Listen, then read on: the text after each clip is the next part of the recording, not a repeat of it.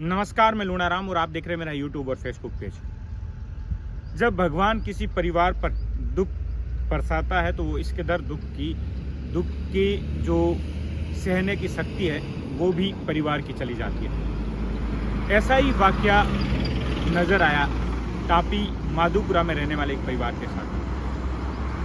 बेटे का अंतिम संस्कार करके परिवार और अन्य लोग घर लौटे ही नहीं, उससे पहले ही मां ने दम तोड़ दिया। मां की मौत हो गई बेटे की मौत के सदमे से। माधोपुरा टापी में रहने वाला रायचंद गुजरात के सिद्धपुर में बोरियां उठाने का काम अपने साले के साथ करता था। वो मां के बीमार होने पर गांव लौटा था और गांव में अपनी मां से मिलकर वापस गुजरात लौट रहा था काम पर।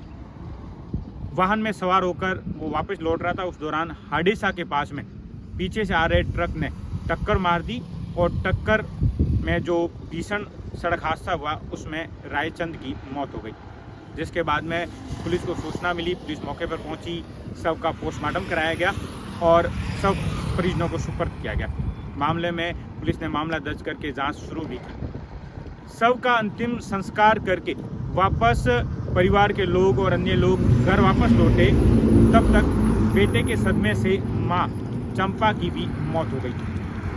बेटे का अंतिम संस्कार ही हुआ था और वापस लौटते ही लोगों को पता लगा कि उसकी मां चंपा ने भी दम तोड़ दिया है। इस परिवार में पिछले 3 सालों में 3 मौतें हो चुकी है।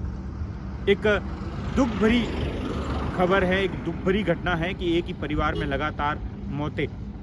एक परिवार के लिए एक दुख का जो समय है वो बहुत ही बुरा टाइप का है कि उसे सहन भी परिवार नहीं कर सकता।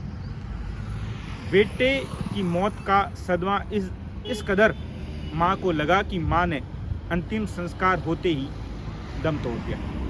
परिवार में शोक का माहौल है और ये जो पूरी घटना है, ये जो परिवार रहता है वो टापी के माधोपुरा में रहता है और इसी परिवार में विगत 3 सालों में, पिछले 3 सालों में 3 मौतें हो चुकी है।